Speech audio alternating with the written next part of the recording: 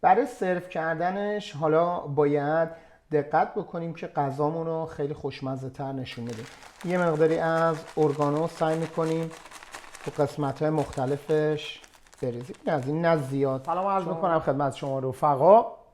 تقریبا یک ماه دیگه قرنطینه ملبورن باقی مونده. سعی میکنم غذاهای حاضری و غذاهایی که زود آماده میشه رو بهتون آموزش بدم و غذاهایی دارم انتخاب میکنم که اکثرا استرالیایی هستن و خیلی خوشمزه. بریم سراغ مواد اولیه. قارچ داریم به اندازه تقریبا 500 گرم، حالا 400 500 گرم فرق نمیکنه، 100 گرم بالا پایین. به اندازه 30 گرم سبزی گیشنیز نیاز داریم. گیشنیزا هم نمیخواد پاکش بکنید، حتما این ساقه هاش هم تا این حد باشه کفایت میکنه. زیتون به اندازه 50 گرم داریم. من زیتون درشت داشتم خودم اسلایسش کردم به این شکل. 4 حبه سیر داریم و تقریبا به اندازه 20 گرم کره، یه دونه پیاز، لیمو. بیایم اینجا، اینم فیله مرغه. فیله مرغ رو وسط فقط یه برش زدم به این شکل، بازش کردم، آماده شده. این کارو کردم برای اینکه خیلی زود با یه حرارت بپزه. بریم سراغ ادویه ها. آویشن خشک شده ساییده نشده داریم، این خیلی مهمه. اورگانو هم دارم، اینم ساییده نشده شه. یه مقداری از پودرش روشون میخوام بریزم. فلفل قرمز، فلفل سیاه، نمک، یه مقداری هم فلفل درشت و مهمتر از همه خامه ترش. حالا اینم فراموش نکنم نیاز به یک قاشق هم آرد داریم. آردمون هم آرد سفید، خیلی مهمه که این آرد حتما باشه و نقش به سزایی ایفا میکنه تو این غذا. خب میایم سراغ قارچا. این از قارچامون. قارچا رو هم سعی میکنیم که به این اندازه، یعنی نیم بند بزنیمشون و ببینید به این شکل.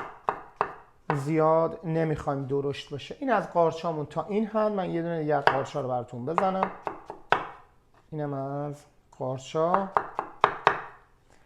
قارچا رو میذارم کنار و میام سراغ پیاز.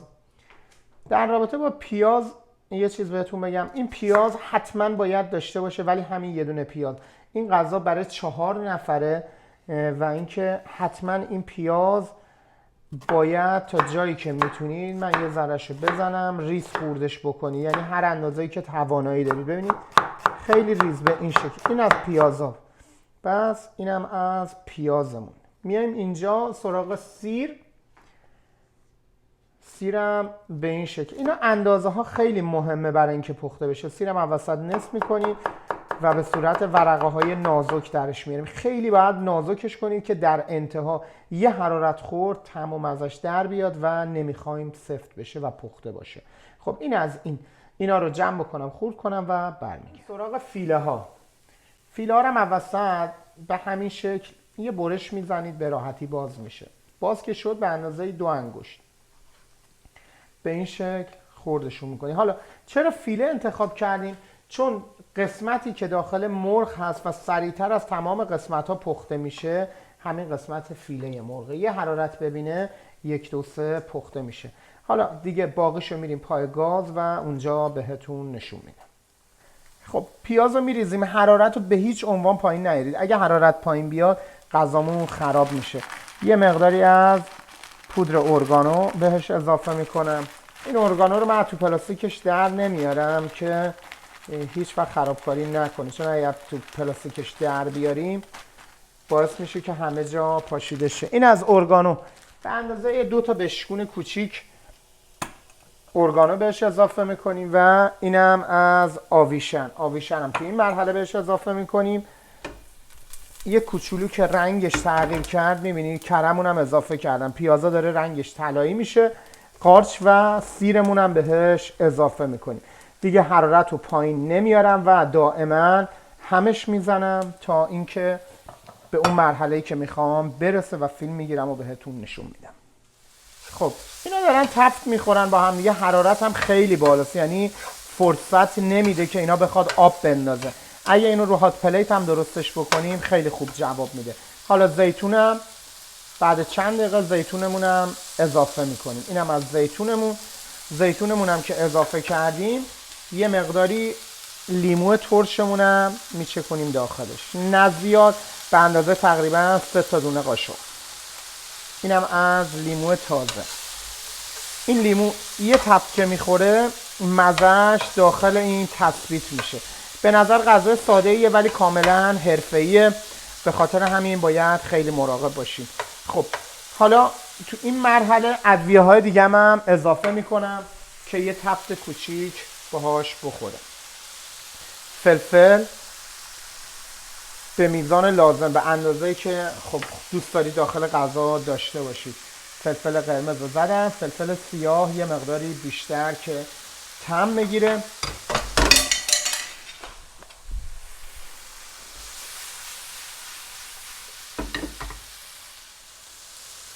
فقط دقت بکنید به این شکل هی برش گردونید، ببینید رنگش کاراملی شد، همون رنگی که میخوایم. پیازمون کاراملی شده، رنگ قارچا کاراملی شده. حالا توی این مرحله مرغا رو هم بهش اضافه میکنیم. اینم از مرغامون. مرغا رو هم که اضافه کردیم حرارت هنوزم باید بالا باشه. مرغام تفت میخوره و برمیگردم باقی کار رو بهتون نشون میدم.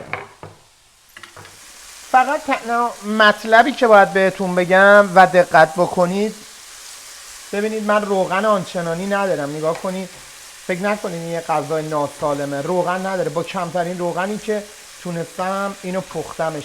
رنگش هم دقیقاً باید به همین شکل در بیاد، یه مقداری تیره میشه که خامه بهش میخوره. تا اینجا تمام مراحل کارو ما خوب پیشرفت کردیم. حالا میام سراغ آرد. کاری که آرد میکنه هم یه مقداری موادمون رو جمع میکنه و همین که یه مقداری کرمی ترش میکنه. این از این آرد رو بهش اضافه میکنیم. من یه قاشق پر بهش آرد اضافه کردم، شما هم اگه دوست داشته باشید حالا کمتر یا بیشتر. حالا کاری که میکنیم باید بازم دائما تفتش بدیم.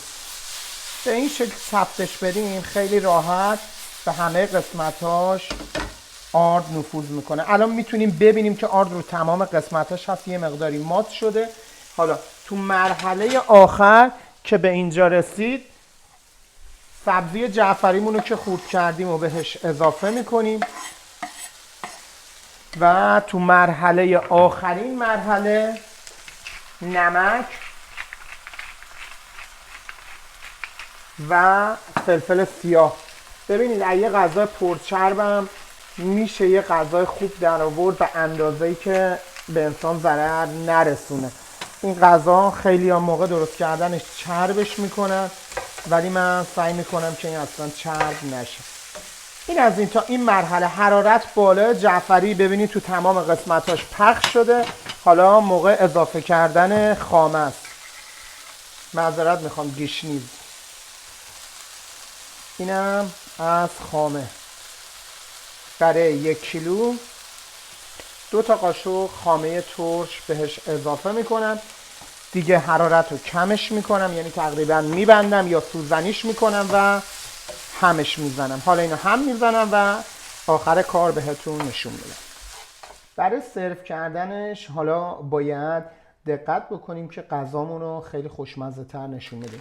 یه مقداری از اورگانو سعی میکنیم تو قسمت های مختلفش بریزیم. از این نه زیاد، چون وقتی که تفت نخوره یه مقداری به تلخی میزنه و برای اینکه هر قسمتی که کشیده میشه خوشمزه تر بشه یه مقداری سعی میکنیم فلفل سیاه هم بهش اضافه کنیم و چون خامه زدیم یه مقداری هم نمکمون رو سایزش رو درشت میکنیم و تمام. اینو بهش کرمی چیکن میگن. اینجا توی کافه ها میفروشن، تو رستوران ها میفروشنش. به عنوان یه وعده صبحونه میارن، برای ناهار استفاده میکنن، به عنوان یه اسنک استفادهش میکنن، یعنی میان وعده. به هر حال شما میتونید درست بکنید. اما فقط تنها چیزی که مهمه این روغن هم نداره. من خیلی جاها الان میتونید بگیرید ازم نگاه کنید هیچ روغنی داخلش نیست. من خیلی جاها اینو خوردم اونقدر روغن و کره کفش بوده که اصلا تو کناره های ظرف عرضم خدمتتون که تو کناره ظرف پر میشده. اما این روزا مردم غذاهایی رو دوست دارن که خوشمزه باشه، یه طعم خوب داشته باشه و پرکالری نباشه و چربی های اضافی توش وجود نداشته باشه. اما به هر حال باید غذا رو هم خوشمزه کنی که مشتری رو بتونی راضی بکنی، یا اگه مهمونی داری همه اکثرا میتونن که غذاها رو خودشون درست بکنن، اما چیزی که از شما یه خالق خلق میکنه اینه که طعم و تست خودتو داشته باشی، اونم با اضافه کردن مواد. و قلق این غذا هم اینه، از ابتدا که شروع میکنی تا انتها حرارت رو بالاترین حرارت باشه، قسمت آخر حرارت رو خاموش میکنی و خامه رو یه هم میزنی. خیلی ها خامه رو وسط کار میریزن، یه هم میزن،